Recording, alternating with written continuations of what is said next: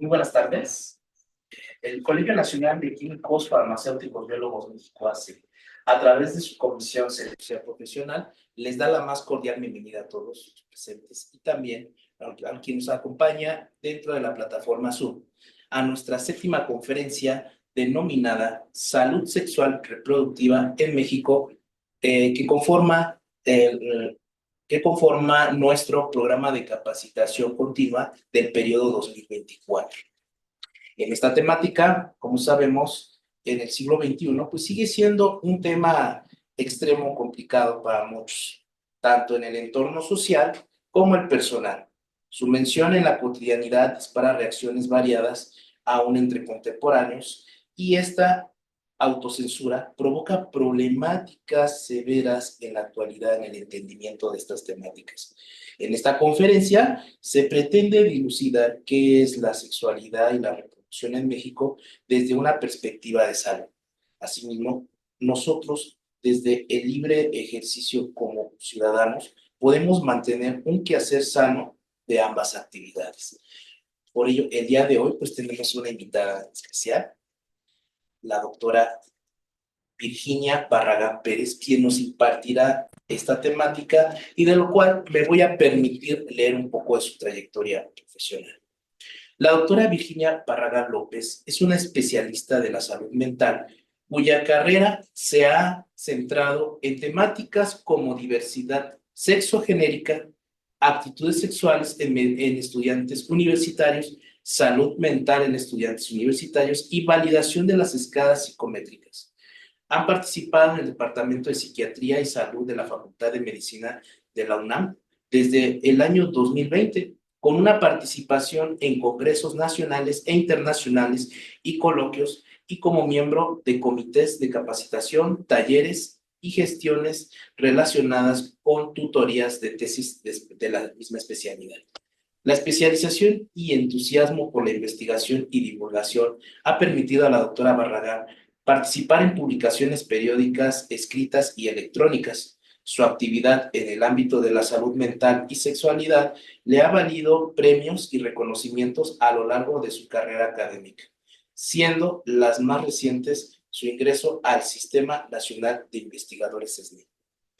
Pues, sin más preámbulo, cedo el uso de la voz a la doctora Virginia Barragán López. Doctora, bienvenida. Gracias.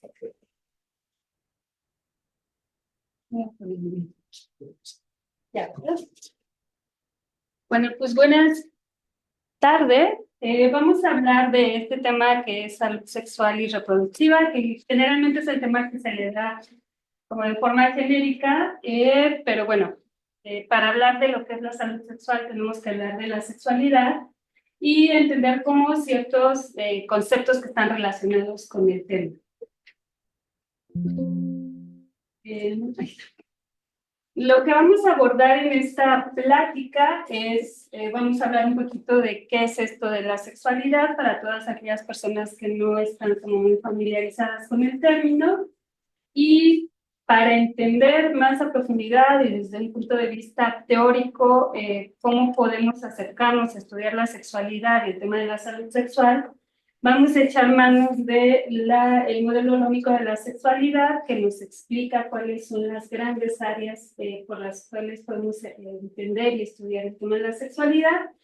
Después hablaremos un poco de lo que es la salud sexual y finalmente entendiendo que las personas que puedan estar viendo esta transmisión son personas que a lo mejor no están como muy de lleno en el área de la salud o de la sexualidad como tal. Les preparé nada más una diapo ahí que tiene que ver con los retos en investigación, que creo que es algo que tiene que ver un poquito más con el área en la que ustedes se desempeñan. Bueno, vamos a empezar con los conceptos básicos que nos van a poder ayudar a entender qué es esto de la sexualidad. Y básicamente la sexualidad, cuando se define, se habla de que es una característica inherente a las personas, a los seres humanos. ¿Qué quiere decir esto? Que todas las personas, por el solo hecho de ser personas, tenemos sexualidad. Y también se dice que la sexualidad es un constructo en el sentido... si bien las personas homosexualidad es un constructo, porque tenemos que recurrir a modelos teóricos que nos permitan definir la sexualidad para poderla estudiar. Lo que pasa básicamente en las ciencias, a lo mejor no en las ciencias duras o en las ciencias exactas, pero sí en las ciencias sociales. Y entonces, la definición que nos da la Organización Panamericana de la Salud y de manera más amplia la Organización Mundial de la Salud es que la sexualidad es inherente a la condición humana. Lo que les decía ahorita, todas las personas tenemos sexualidad. ¿Y cómo la vamos a abordar?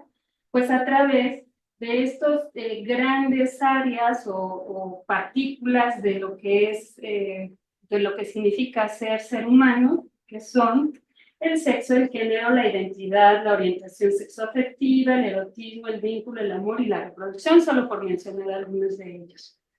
Para entender la definición de lo que es la sexualidad, tenemos que entender que la sexualidad de las personas es resultado de la interacción de los factores biológicos, cómo son los cuerpos, la diferencia en cada uno de los cuerpos, los factores psicológicos, todas estas ideas que nos hemos hecho alrededor de cómo ser y vivir nuestra sexualidad, socioeconómicos, culturales, éticos, religiosos y espirituales. Finalmente, todo lo que sucede en el mundo tiene que ver con la sexualidad. Se expresa la sexualidad de las personas en pensamientos, fantasías, deseos, creencias, actitudes, prácticas, roles, relaciones. Y esto es importante mencionarlo, porque a veces tenemos la idea de que la sexualidad se restringe solamente al empiernamiento, cuando nos encontramos con alguien para mantener alguna interacción de tipo erótico sexual, pero lo cierto es que la sexualidad está en todo lo que somos, pensamos, sentimos y hacemos, porque básicamente la sexualidad se compone de todas estas cosas que están presentes en todo lo que somos. Y finalmente la sexualidad es un marco interpretativo de la realidad. ¿Por qué? Porque, por ejemplo, este aspecto de la sexualidad, que es el género, que tiene que ver en cómo nos presentamos hacia el mundo, como hombres o como mujeres o como alguna otra opción, nos va a permitir ser vistos y ver a las demás personas. En ese sentido es que decimos que la sexualidad es un marco interpretativo de la realidad. Y entonces, para entender qué es la sexualidad, tenemos que considerar que tiene una parte biológica, lo que nos hace las diferencias entre los cuerpos, machos, hembras o alguna otra, la parte psicológica, todos los constructos que hemos hecho alrededor de la sexualidad, y finalmente la parte cultural, porque sabemos que dependiendo del momento histórico en el que estemos, es el modelo interpretativo de la sexualidad que vamos a estar poniendo.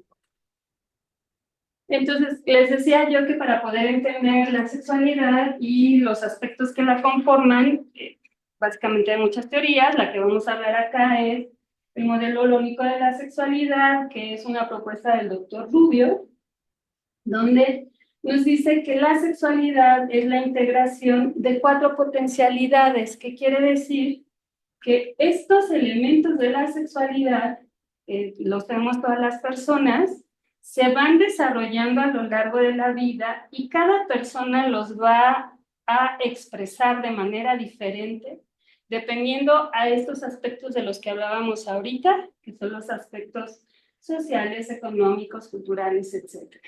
Y entonces, estas potencialidades de la sexualidad son el género, el erotismo, el vínculo y la reproducción. Todos estos olones están relacionados y lo que les decía es, se van desarrollando a lo largo de la vida.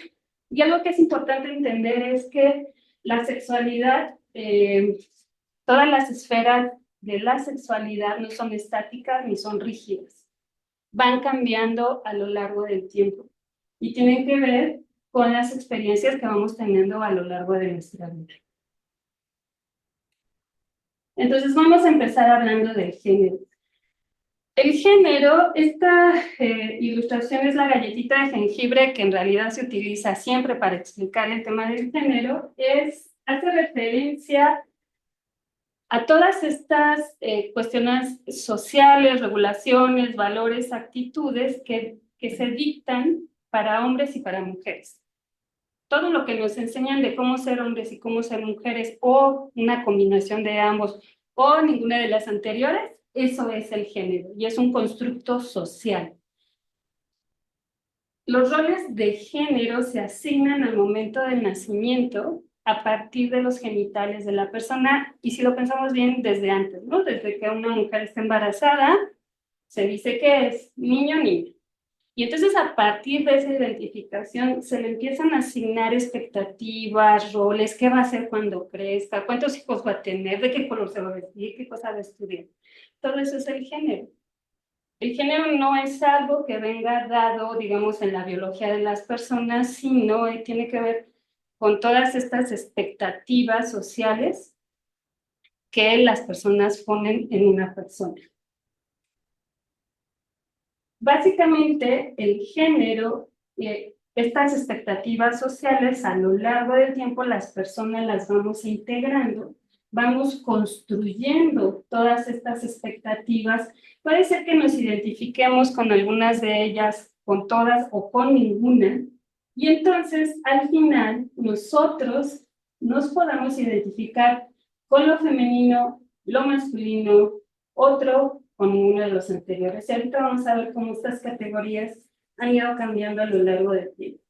Esta identificación con estos roles y esta certeza interna de qué es lo que somos, y cuando digo interna es lo que yo sé de mí como persona, es lo que nosotros conocemos como la identidad de género. Si bien hay muchos roles que están estipulados por la sociedad sobre cómo debería ser una mujer o cómo debería ser un hombre, al final no es que adoptemos todos, vamos adoptando algunos. Y puede ser que como mujeres adoptemos algunos roles que supuestamente son masculinos, o como hombres adoptemos algunos que supuestamente son más femeninos. Esa adaptación y esa conciencia propia y personal de qué soy y cómo me voy a proyectar hacia los demás se llama identidad de género, y es un proceso que cada persona hace, y es un proceso interno, y que además, como les decía hace ratito, no es estático, sino que va cambiando a lo largo del tiempo. Generalmente, para que nosotros podamos entender lo que es el género, hablamos de un sistema binario, que es el que hasta hace algunos años era el que prevalecía, donde teníamos lo masculino y lo femenino como solamente estas dos grandes categorías de cómo ser hombre o cómo ser mujer. ¿Cuál es el problema del sistema binario? Que desde que fue concebido es un sistema jerárquico de poder. Y como sabemos, en la sociedad mexicana, el poder pues, está en la parte masculina. Nos guste o no, queramos o no, estemos trabajando en ello o no, sabemos que esta desigualdad genérica está presente. Y al final se expresa o se manifiesta en la sociedad en una serie de cuestiones que la verdad es que sí marcan diferencias entre hombres y mujeres de entrada como grandes grupos, pero que después vamos a ver cómo estas diferencias abarcan a todo aquello que sea diferente a este género, a este sistema binario. Hablemos de la diversidad, pero bueno, ahorita vamos a entrar ahí. Como sea, el género o estas relaciones de género, lo que generan en la población son diferencias socioculturales, donde sabemos que hay limitaciones estructurales, inequidad, opresión y violencia, sobre todo en aquellos géneros que no se identifican con lo masculino. Y aguas, no quiero decir que estamos aquí en contra de lo masculino, sino que sí hay una diferenciación en cuanto al ejercicio de poder, incluso en el espacio público. Las mujeres cada vez vamos perdiendo más ese espacio público, y no solamente en México, sino en muchas regiones. Si bien ahora tenemos una presidenta, seguimos teniendo estas diferencias en cuanto a quién puede acceder al poder, quién no, quién lo puede ejercer, bajo qué reglamentos, y todo esto tiene que ver con algo que pareciera tan simple como es el género. pero que en realidad es muy complicado porque finalmente tiene que ver con todas estas dinámicas sociales de cómo se distribuye el poder en la sociedad. Si bien de lo que les acabo de hablar es un sistema binario del género, que es así como lo conocemos, básicamente hay ahora, para entender las diferentes manifestaciones de la sexualidad, lo que nosotros conocemos como el sistema no binario de género. ¿Qué quiere decir esto? Que si bien biológicamente pareciera ser que nos dividimos entre hombres y mujeres, digo pareciera ser porque científicamente sabemos que estas combinaciones genéticas pueden tener otras variaciones, pero digamos que somos estos dos grandes grupos, la manera en la que vamos a expresar ser hombres o ser mujeres, si bien están estos dos grandes grupos, que es lo masculino y lo femenino, también hay otros grupos que se consideran los grupos no binarios. Y aquí entran las identidades trans y algo que se llaman identidades ancestrales. En estas identidades trans, que creo que ahora las personas estamos como más familiarizadas con ellas, por los medios de comunicación, evidentemente, están las feminidades trans y las masculinidades trans.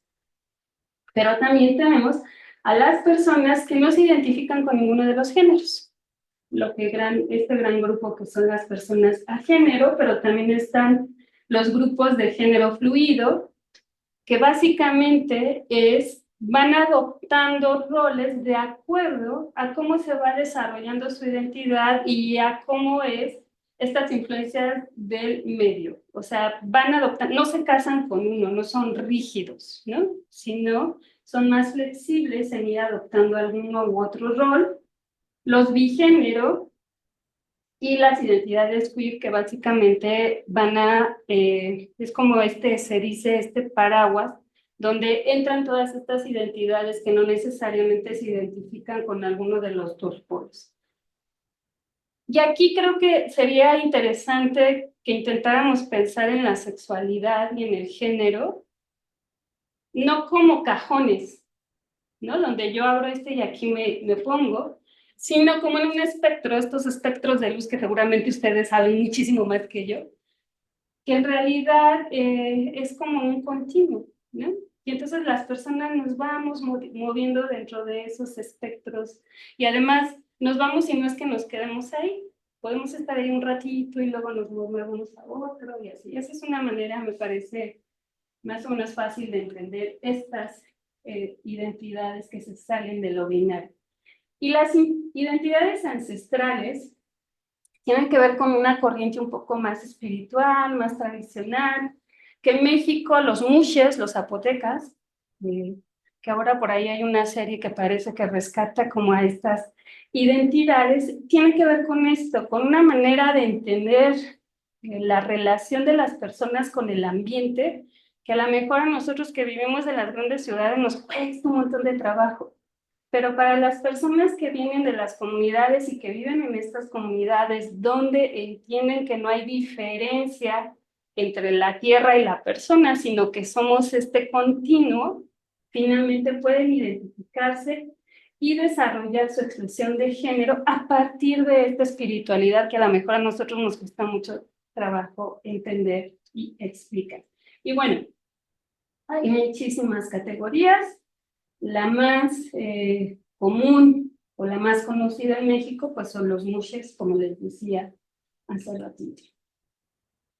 Dentro de esta diversidad genérica tenemos a la diversidad sexual. La diversidad sexual es todas estas grandes áreas de la sexualidad, no es que sean este sistema binario que les presentaba, de si lo tengo o no lo tengo, soy mujer, soy hombre, sino que cada una de ellas va a tener este espectro que les decía, nos podemos mover a lo largo de las expresiones que podemos tener en cada una de ellas. Y entonces la diversidad lo que dice es que todos los cuerpos y todas las maneras de entender, expresar y vivir la sexualidad son válidas y son posibles. Eso es la diversidad. Y entonces hay diversidad en las maneras en las que expresamos nuestro erotismo, en la que nos enamoramos, expresamos nuestra identidad, en nuestra orientación sexoafectiva, pero también en nuestras actividades y nuestras prácticas sexuales. Y hablando de los retos, este es un gran reto. No que nos identifiquemos con la diversidad, no, es un reto. El reto es entender que existen y entender que tienen derechos y que tenemos que respetarlos. Y no solamente respetarlos, que nosotros como profesionales en el área en la que sea, tenemos la obligación de hacer que se respeten los derechos de las personas de la diversidad. Ese es el gran reto. Y ese pareciera ser que en México hemos avanzado un montón. La buena noticia es que sí, en el discurso, en la práctica no. Seguimos con prácticas de discriminación bien importantes que generan daños importantes a las personas. Y entonces, para entender la diversidad, esta imagen me parece como muy, para ejemplificarla muy bien. Estos somos. No solamente somos diferentes unas personas de otras. Nosotros y nosotras mismas, si nos ponemos a reflexionar, somos diferentes. Habrá cosas que compartamos, pero habrá cosas que no, y habrá cosas que sean muy propias de nosotros. Entonces, entender la diversidad es entender que la sexualidad, la condición humana, por definición es diversa. Y entonces, a lo mejor si entendiéramos eso, nos costaría menos trabajo entender que hay personas que son diferentes, ¿no? Les decía yo, el gran reto de la diversidad sexual, entender y defender los derechos de las personas que no se identifican con el sistema binario. Y estos datos que les traje aquí es de una encuesta sobre bullying homofóbico que se hizo en el 2015, y una pregunta que se les hacía a las personas era: ¿te has sentido discriminado, discriminada, discriminade? Y vean, 56% decía que sí. 56% es un montonal, muchísimas personas. Y entre las razones que daban eran estas. En clase una chica no quería cambiarse delante de mí en educación física. Que vayas por la calle y te insulten, o que te digan estas palabras que son para ofender a las personas. Otro dato al respecto de la misma encuesta es: ¿le has contado a tus amigos sobre tu orientación sexual? Algo que también parecería que ya es como muy común, que hablemos de quién nos gusta, con quién nos entrenamos, de quién nos enamoramos. Pues básicamente, vean, el 42% de las personas no le ha contado a sus amigos o amigas sobre su orientación. ¿Por qué? Porque los van a rechazar, porque los van a mal mirar o porque los van a señalar, ¿no? Y estos son datos de 2015, cualquiera diría, bueno, ya son casi 10 años. Pues no, estas cosas siguen y siguen y siguen sucediendo. Les voy a contar un chisme aquí rápidamente. Hicimos un conversatorio sobre el lenguaje incluyente. A la gente le choca que digamos todas, todos y todes, pero de verdad les choca, así como que se les paran los pelos. Y tiene que ver con esto, porque finalmente seguimos sin aceptar que existen otras identidades y que tenemos que incluirlas, y que a través de este lenguaje incluyente es una manera de incluirlas. Y cuando yo veo el rechazo que genera en sectores académicos importantes, ahí es cuando entiendo cómo todavía hay un montón de personas que dicen: sabes que yo no le voy a decir al mundo quién soy, porque lo más probable es que me rechace, ¿no? Y entonces, este es uno de los grandes retos. Otro reto con cuestiones de género tiene que ver con la epidemia de violencia hacia las mujeres a nivel mundial. En México, vean, estos son datos de hace algunos días, la violencia machista en México obliga a 24,000 mujeres y sus hijos a vivir en refugios. Y es bien común ver en las noticias y en los medios de comunicación cómo se sigue ejerciendo esta violencia contra las mujeres. Sé que no les gusta, sobre todo a ciertos hombres que se sienten como atacados, el decir que hay violencia, y también hay ciertas mujeres, pues, pero existe. La violencia existe y es un reto que tenemos en cuestiones de género, en esta inequidad de género, poder hacer algo para revertir esta violencia.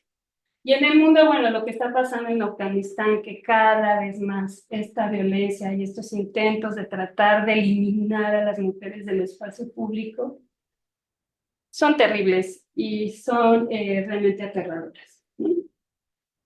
Bueno, eso con respecto al género.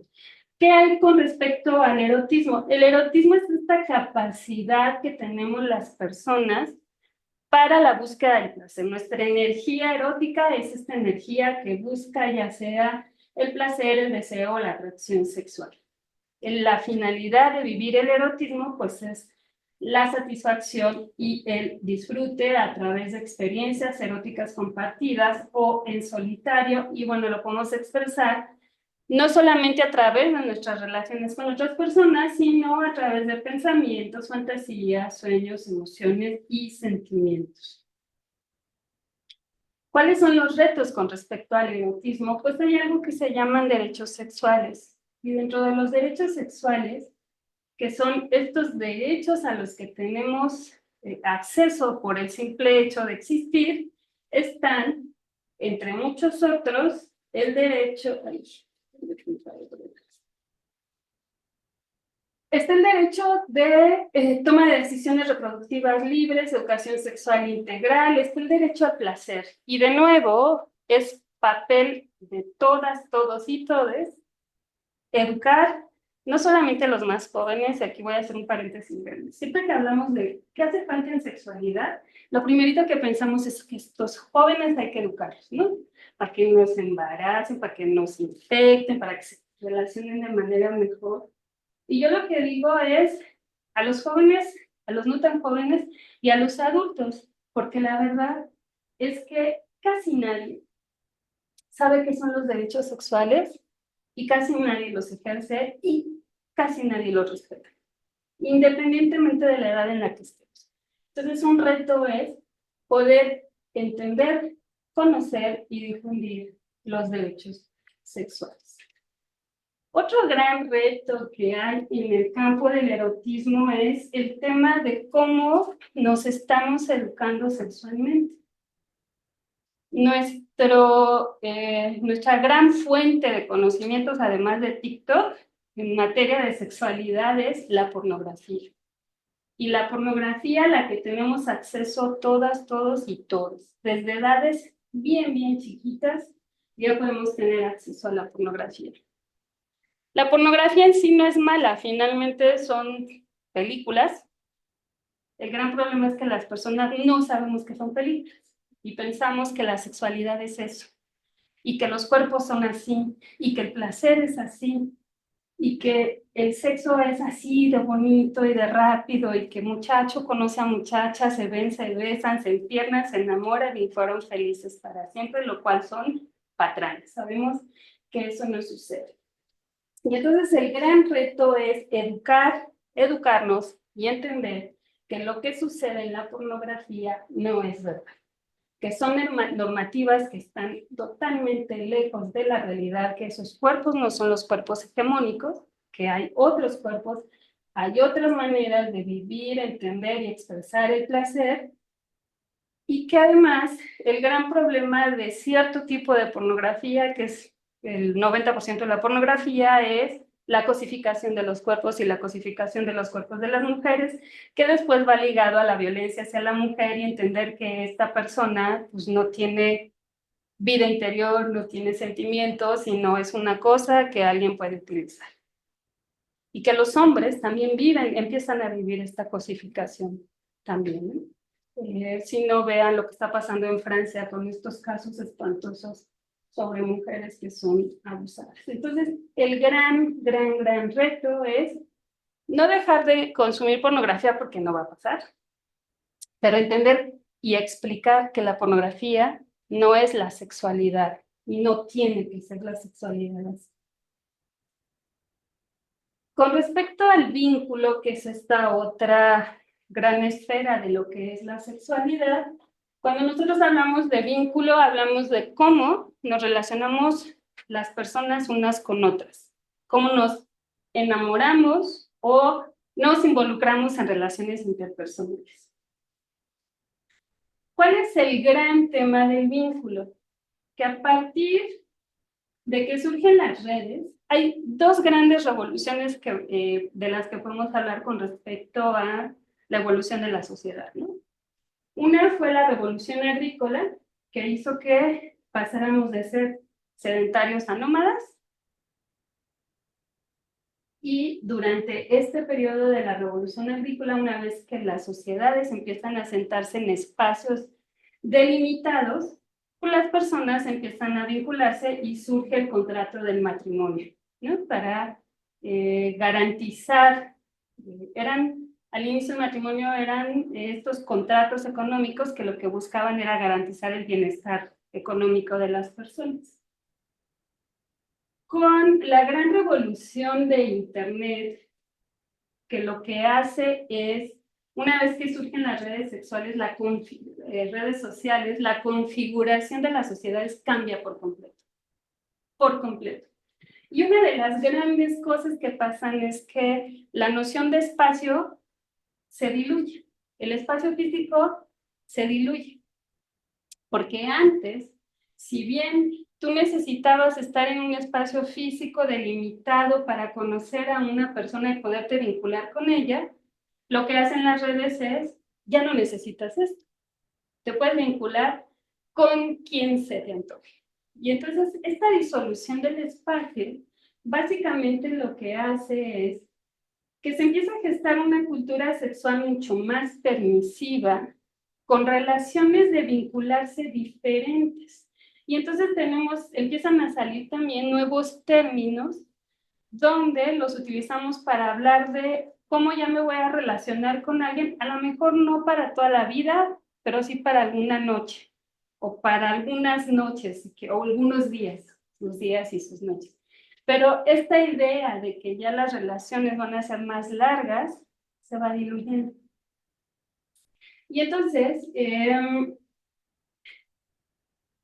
lo que les decía, si antes para podernos vincular buscábamos la cercanía territorial y modelos tradicionales de relación, ahora lo que se marca es la búsqueda de igualdad y donde podemos tener acceso a diferentes posibilidades, no necesariamente cercanas a el lugar en el que nos desarrollamos. Y esto de verdad ha traído cambios importantísimos en la manera de entender no solamente el vínculo, sino cosas como el amor, la reproducción, el género incluso, ¿no? Uno de los efectos que ha traído esta revolución tecnológica es en la manera en la que nos vinculamos, también la manera en la que cortejamos o entramos a estos cortejos para encontrar parejas, y ahora tenemos lo que conocemos como el cibercortejo, que básicamente creo que todos, todas y todes hemos estado ahí. Si utilizamos las apps de ligue o no las utilizamos, pero utilizamos WhatsApp, básicamente, o quienes tengan redes sociales, pues utilizan sus redes sociales. Y estas son las formas que se tienen ahora para poderse vincular unas personas con otras. Pareciera que es más fácil, ¿no? O sea, mandas un mensajito y te quedas esperando a ver qué sucede. Pero lo cierto, dicen ciertas autoras como Mora Weigel, que en realidad todo este mundo del cibercortejo es bien complicado y genera un costo emocional altísimo. ¿Por qué? Porque las redes, si bien abren la posibilidad de encontrar a quien tú quieras en el momento en el que tú quieras, entre comillas, también tienen unas demandas bien importantes. Estos cuerpos hegemónicos de antes, ahora yo no sé quién podría cumplir con el filtro de que le pones a, y entonces, por ejemplo, sabemos ahora que hay personas que van con los cirujanos y las cirujanas plásticas a decirles quiero quedar como el filtro. O que tú conoces a alguien a través de una red de ligue y cuando la ves o lo ves en persona dices, ¿qué le pasó? Si no se parece a lo que yo había visto. Entonces, en realidad, genera un montón también de problemas, de fantasías alrededor de lo que somos las personas reales. que finalmente pueden resultar como en mucha frustración, ¿no? ¿Cuáles son los retos con respecto a la manera en la que nos estamos vinculando? Pues entender cómo son estas nuevas maneras de relacionarnos. Y cuando digo nuevas, es porque si hemos pasado, al menos las personas que ya tenemos cierta edad, de esta idea tradicional de tienes a tu novio o a tu novia con la cual te vas a casar y además es solo una, a entender que hay otras maneras de vincularse y que no necesariamente el amor es para toda la vida y que no necesariamente el amor es entre solamente dos personas, ¿no? Sino que te puedes vincular con otras personas. Pero también entender que esta inmediatez de las redes ha generado lo que se conoce como las relaciones líquidas, que son lo quiero ahorita y lo quiero ya. Y no voy a trabajar para que eso pueda trascender, pueda crecer o pueda madurar. Y eso ha sido muy, muy dañino, porque lo que se ha generado son una serie de mitos alrededor de lo que ahora conocemos como el amor romántico, o bueno, siempre se ha llamado amor romántico, pero más bien que ahora podemos empezar a estudiar, y que es que pareciera ser que muchas personas seguimos pensando que el amor todo lo puede, que existe el amor a primera vista, que allá afuera está tu media naranja, y que además todo esto del amor es mágico, ¿no? Y entonces aunemos al amor la pornografía.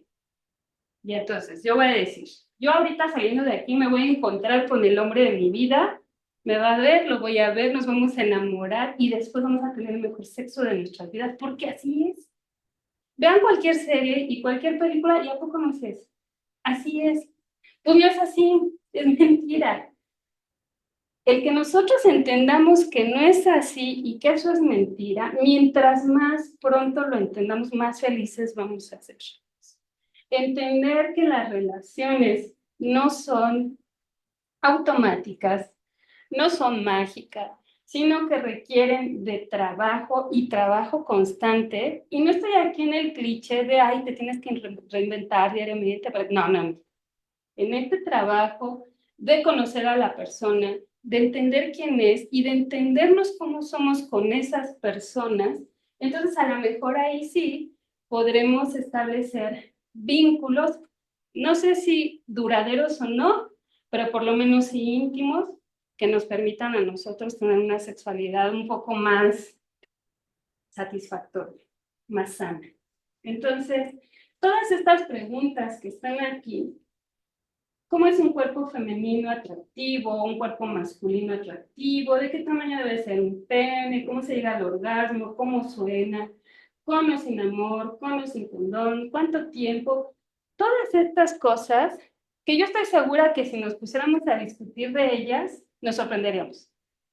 Creemos que sabemos, pero en realidad no sabemos. Darnos cuenta de que no sabemos y buscar la manera de saber, ese es el reto, el gran reto con respecto a los vínculos. Un movimiento, varios movimientos que se han desarrollado a partir de la manera en que nos relacionamos hombres y mujeres, hombres, mujeres, mujeres, o las combinaciones que se les puedan ocurrir, es, yo tengo la impresión de que cada vez tenemos más miedo unas personas de las otras.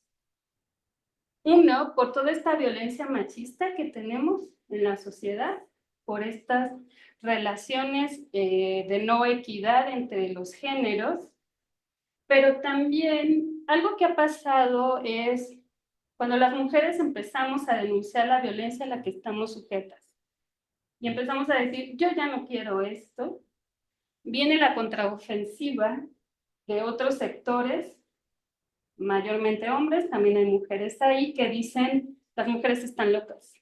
Y estas feministas lo único que quieren es que los hombres se mueran, ¿no? No es cierto. Sí hay sectores feministas radicales que no quieren que los hombres se mueran, pero quieren que dejen de molestar a las mujeres. Pero básicamente lo que el feminismo está buscando es crear condiciones de igualdad entre hombres y mujeres, básicamente así, llanamente, y eso los hombres deberían estar agradecidos, creo yo. Pero bueno, entre estas pugnas empiezan a surgir movimientos ultraconservadores que dicen, estas mujeres, la neta, sí están bien mal de sus cabezas, y de lo que se trata pareciera entonces empezar a luchar contra las mujeres, ¿no? Y los hombres, como sienten que van perdiendo como este espacio de poder, y cuando digo esto, no es que los hombres estén así de, lo estoy perdiendo, son procesos inconscientes, sociales, culturales, empiezan a surgir estas necesidades como de reforzar la virilidad, reforzar la hombría. Y entonces surgen ciertos movimientos de ciertas personas que lo que dicen es, no podemos permitir que las mujeres empiecen a ganar espacios y lo que tenemos que hacer es recordarles quiénes son aquí los que mandan, ¿no? Y entonces tenemos varios movimientos que lo que tienen cosas como muy extrañas, por ejemplo, abandono de la masturbación como método para restaurar una masculinidad supuestamente debilitada por el auge de la conciencia feminista y la justicia social. Y entonces hay hombres que dicen, no nos vamos a masturbar, o hay hombres que se juntan y se masturban juntos para entonces no tener que recurrir a relaciones con las mujeres. Estas cosas que suenan como muy extrañas, pero que finalmente hay que entenderlas, porque esto incluso podría parecer como chistoso de pronto, ¿no? O raro. Pero esto ha podido derivar en movimientos como los incels, que no sé si lo han escuchado, que son estos movimientos donde los hombres están tan descontentos con la manera en la que pueden vivir su sexualidad, que finalmente culpan a las mujeres de sus insatisfacciones y han llegado incluso a generar violencia hacia las mujeres, ¿no? Entonces tampoco es que solo sean como ocurrencias de ciertos sectores, sino que sí pueden tener como consecuencias terribles. Y finalmente yo creo que el gran reto en este campo es cómo le hacemos, hombres y mujeres, para vincularnos sin que unas se sientan ofendidas y otros se sientan en riesgo de ofender. ¿Cómo le hacemos? ¿Dónde encontramos este punto medio de encuentro y de poder establecer estas relaciones que además con este tema de la epidemia de la soledad como que nos está haciendo muchísimo falta? Finalmente, con el tema de la reproducción generalmente se entiende como esta posibilidad humana de producir a otras personas. Pero también la reproducción tiene una parte psicológica y es toda esta construcción alrededor de lo que significa la reproducción, no solamente en el de tener hijos, hijas o hijas, sino en producir algo que trasciende, ¿no? ¿Cuál es el gran problema con respecto a este tema de la reproducción? Ahorita, las enfermedades de transmisión sexual, que además vienen de todo lo que hemos hablado, ¿no? De cómo estamos concibiendo nuestro papel como hombres y como mujeres, si nos sentimos en desigualdad, si no estoy logrando mantener relaciones de vínculo maduras donde las personas expresan qué es lo que quieren, y entonces las infecciones de transmisión sexual, esta es una gráfica de cómo están en Estados Unidos, y vean, la clamidia y la gonorrea se han decrementado, pero han incrementado la sífilis, sobre todo en las personas jóvenes. En México, ¿qué es lo que está pasando? Esta es una encuesta o son datos de la Secretaría de Salud, son datos de 2024, es el boletín que salió en 2024, pero analiza datos de 2021, y vean, en el grupo de personas de 18 a 45 años, por eso les digo que el tema de la sexualidad no solamente es de adolescentes, es de todos. La sífilis incrementó 82.3%, el VIH 60%, Las infecciones gonocócicas del tracto genitourinario, aquí entran las gonorreas, 46.6%, clamidia 45.6%, chancro blanco 20.5%, herpes genital 14.5%, vulvovaginitis 6.7%. Si bien cuando surge la epidemia del VIH, sí se logró como un control de las infecciones, algo sucedió que ni jóvenes, ni adolescentes, ni adultos estamos usando el condón en las relaciones sexuales y entonces tenemos estos resultados de los incrementos de las infecciones. Y como seguramente ustedes deben saber, la eficacia de los fármacos cada vez se vuelve un poco más difícil, ¿no? Por este mal uso que se hace y la resistencia bacteriana que se puede desarrollar en las personas. ¿Qué pasa con el uso del condón? Vean, estos son datos de Censida de 2024. El 74% de adolescentes utilizó el condón en su última relación sexual y vean, 41% de adultos. Y es que pareciera ser, bueno, de esto hay estudios que señalan que los adultos creemos que ya no nos vamos a infectar, que ya pasamos la edad de la punzada, ¿no? Y que ya desarrollamos como cierta inmunidad, no sé por qué, y entonces menos utilizamos el condón y esto ha resultado en estas cifras de cada vez más infecciones. Y obviamente vean, este 74% no es que lo utilicen diario, que lo utilicen en todas sus relaciones, lo utilizan en algunas de sus relaciones.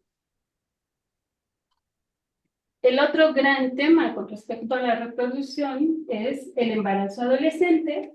Estos son datos del Fondo de Población de las Naciones Unidas y vean, más o menos el 18.5% de personas, de mujeres que dieron a luz, fueron madres entre 10 y 19 años.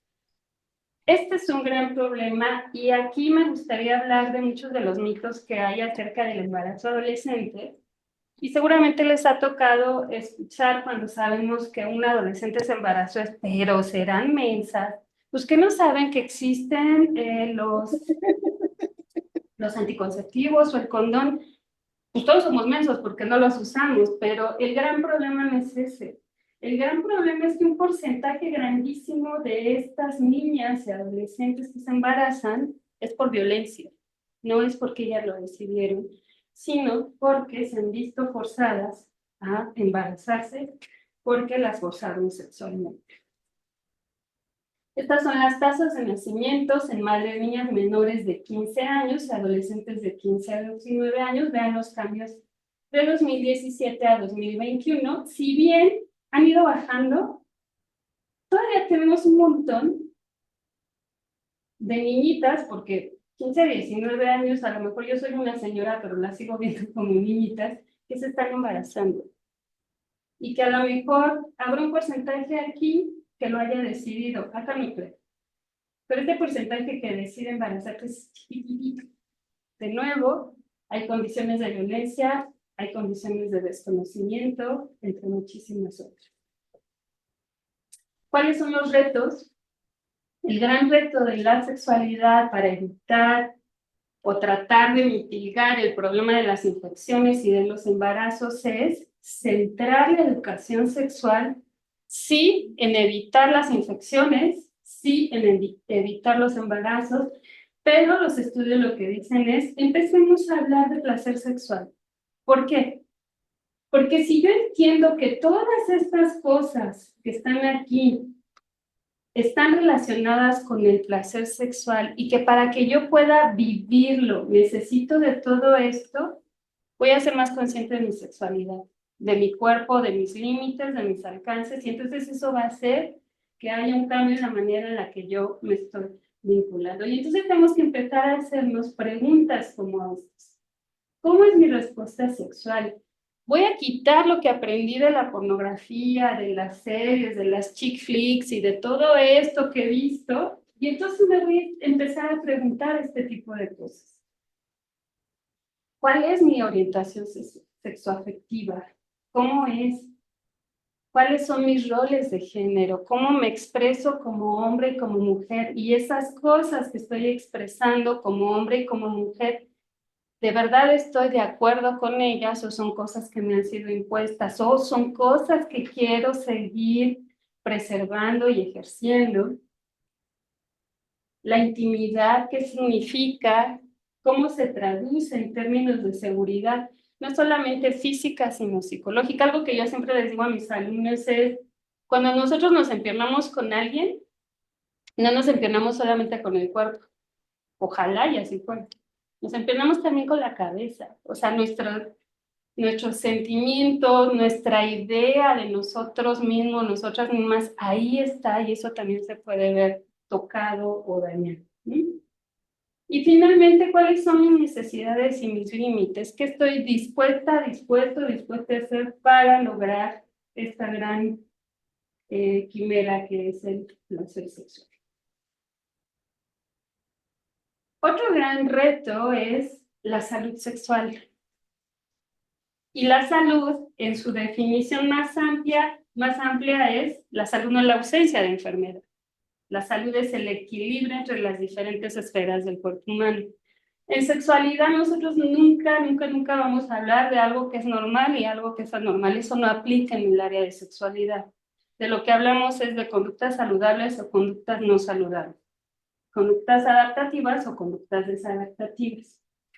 Y entonces para que nosotros podamos alcanzar este estado de bienestar físico, emocional, mental y social, pues tenemos que hacer una reflexión de todo lo que hemos venido hablando en esta plática, ¿no? Para lograr la salud sexual, necesitamos desarrollar enfoques positivos y respetuosos de la sexualidad de todas las personas. Estemos de acuerdo o no estemos de acuerdo con la manera en que las personas viven su sexualidad. Finalmente, lo que tenemos nosotros que hacer es respetar el ejercicio sexual de todas las personas. Yo algo que les digo también a los alumnos es, no todas las personas nos caen bien, no todas las expresiones nos caen, y no nos tiene que caer bien. Pues los seres humanos somos así, ¿no? Alguien nos cae mal nomás de a gratis. ¿Cuál es el gran problema? Nosotros como profesionistas tenemos relación con las personas. Muchos de los profesionistas nos dedicamos al área de servicios, ¿no? Yo no elijo a quién le voy a dar mi servicio, o a lo mejor sí, pero la mayoría de nosotros no. Nuestro deber es tratar a las personas con respeto siempre, independientemente de si me cayó mal, si me cayó bien, si no me gusta cómo se vistió, si no me gusta cómo huele, independientemente de eso, no es que yo diga que todos tenemos que ir así de los seres humanos, que seamos seres de luz, porque no somos. De lo que se trata es de aprender a respetar, a tratar a las personas con respeto. No de que sean nuestros amigos o amigos, no más. Intentemos respetar a las personas. Y entonces, la salud sexual es el gran reto de la sexualidad. Y en investigación, se han hecho estudios donde se ha buscado, sobre todo en el área de la medicina, que es con la que yo estoy familiarizada, cuál es el efecto que tienen los fármacos en las personas. Y lo que se ha encontrado es que muchos fármacos han matado a un montón de personas. Y muchas de las personas que han matado son mujeres. ¿Por qué? ¿Cómo se desarrollan los fármacos? Con modelos machos. Y entonces se ha dejado de lado cómo funcionan los cuerpos femeninos. La teoría de la complejidad, que es lo que se utiliza ahora para entender cómo se producen los fenómenos biológicos, químicos, etcétera, señala que la variable de sexo es una variable súper importante a la hora de hacer investigación. Y entonces la Comisión Europea de Investigación sacó unos lineamientos donde señala que para dar financiamiento a proyectos de investigación, pero también para poder considerar que esa investigación es valiosa, se tiene que considerar la dimensión del género. ¿Qué significa eso? Que en cualquier tipo de experimento que se haga, se tiene que incluir especímenes hembras en los experimentos, no solamente especímenes machos, porque ya sabemos que la constitución biológica de las hembras tiene un efecto en cuestiones como, por ejemplo, los fármacos o las mediciones biológicas de los cuerpos. Que en todos los reportes que se hagan, se tiene que poner la variable de sexo. ¿Qué es lo que pasa con machos y hembras, hombres y mujeres? Evitar los estereotipos de género, y esto es porque en todas las revisiones, bueno, no en todas, pero algunas revisiones que se han hecho en cómo se ha interpretado la ciencia a lo largo de los años, pues que creen, la mirada ha sido masculina, ¿no? Y la interpretación que se hace desde lo masculino es distinta.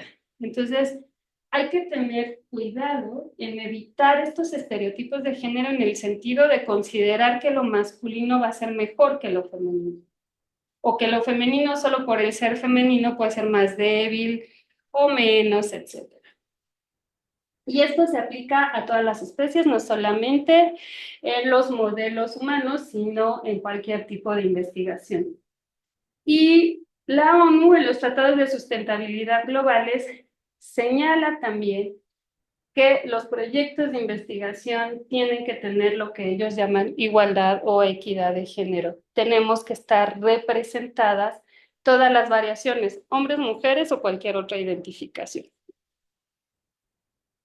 Y bueno, pues hasta aquí lo que les quería contar. No sé si haya preguntas, comentarios. Sí, preguntas, pero no sé cómo plantearlas, ¿no? Porque la sexualidad pues no solamente implica lo que es esta parte, como usted lo comentó, binaria, ¿no? Binaria. ¿Cómo nosotros podríamos, en la actualidad, pues sabemos que sigue siendo un tema tabú, entre comillas, pero nosotros cómo podríamos cambiar ese paradigma, tener una mayor visión o una mayor amplitud en materia de conocimiento de una salud sexual y reproductiva? Hay dos formas que yo creo que son las más importantes. Una, para nosotros que tenemos el privilegio de estar como en estos sistemas educativos, es la educación, ¿no? Pero no cualquier educación, sino buscar nutrirnos de estos conocimientos. Uno, que tengan esta base científica, que eso siempre es bien importante porque en sexualidad es bien común es que yo creo, es que yo pienso, es que yo supe, es que yo tengo un amigo, amiga, tal, ¿no?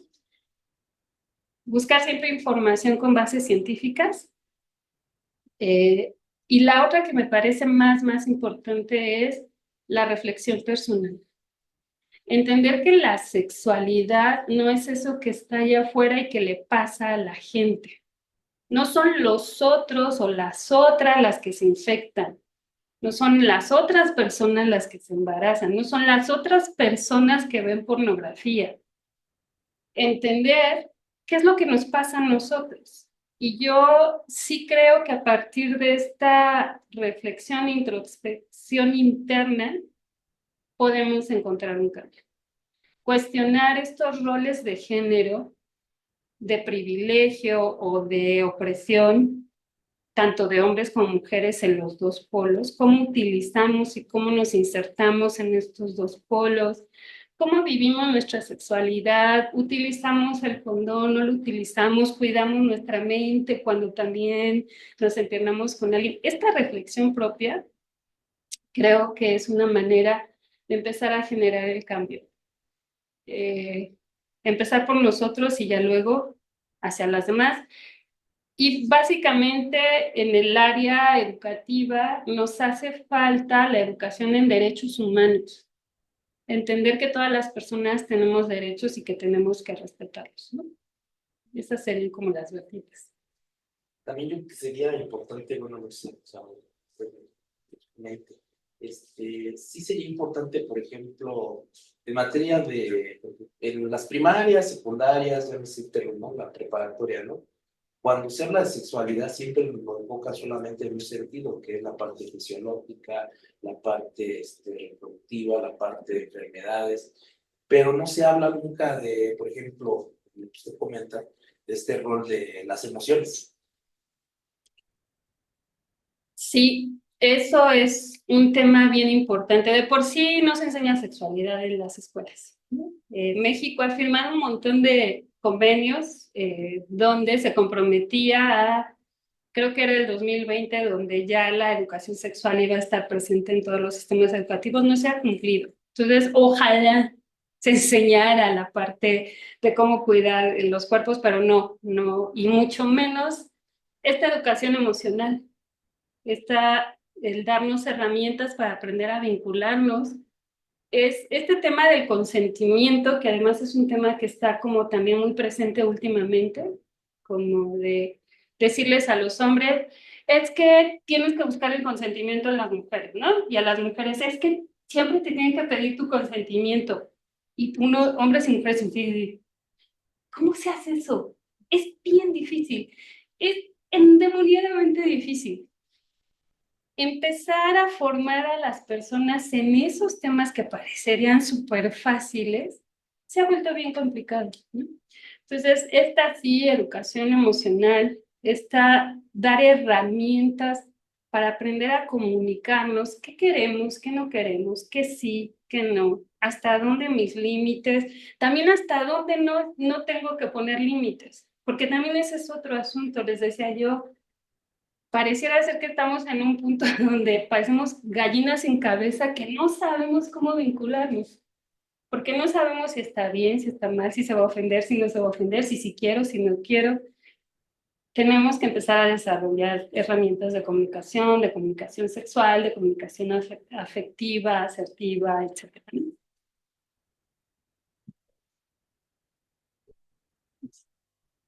Solo no hay ninguna pregunta.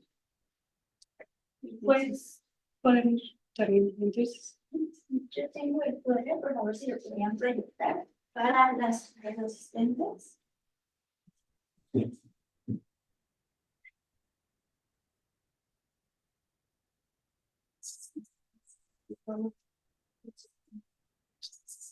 Muchas gracias. Pues entonces, ¿ya no hay más preguntas? Bueno, sí es muy importante esta temática, de verdad, como esto lo comentas, es complejo, es un mundo, creo, ¿no? Sí, sí, sí. Sí, porque hoy en día muchos, por ejemplo, esta parte de los géneros, ¿no? ¿Cuántos existen? Sí. Aquí. Infinidad. Aquí. Más encierra. Ok, vamos a hacer eso. Bueno, pues el Colegio Nacional de Químicos Farmacéuticos Biólogos, a través de la Comisión de Servicio Profesional, otorga el presente reconocimiento a la doctora Virginia Barragán Pérez por su participación como ponente en la conferencia Salud Sexual y Reproductiva, Retos para el Siglo XXI. Doctora, mil gracias por Muchas gracias. mostrarnos sobre esta temática y pues, hacemos entrega de reconocimiento. Muchas gracias. Y un pequeño presente. Ay, muy amables. Muchas gracias. Pues bien. Gracias. Es muy interesante. Muchas gracias. Sí, Pues, como dice, creo que es muy complicado ese tema. Es un tema que tiene como muchas aristas y creo que sí muchas áreas de oportunidades. Bastante. Ay, pues un gusto, como mismo tengo un paciente un poquito de el Colegio Nacional de Químicos Farmacéuticos Biólogos agradece a sus asistentes a esta conferencia. Los invitamos a través de nuestras redes sociales a que nos sigan para nuestras próximas conferencias. También les hacemos una cordial invitación. El día 11 de diciembre tendremos nuestra última conferencia del periodo 2024, que es relacionada con la tanatología. Pues muy buenas tardes. Agradecemos su asistencia y su participación y les deseamos una excelente tarde. Ya tienen el poder. Ah, Con permiso.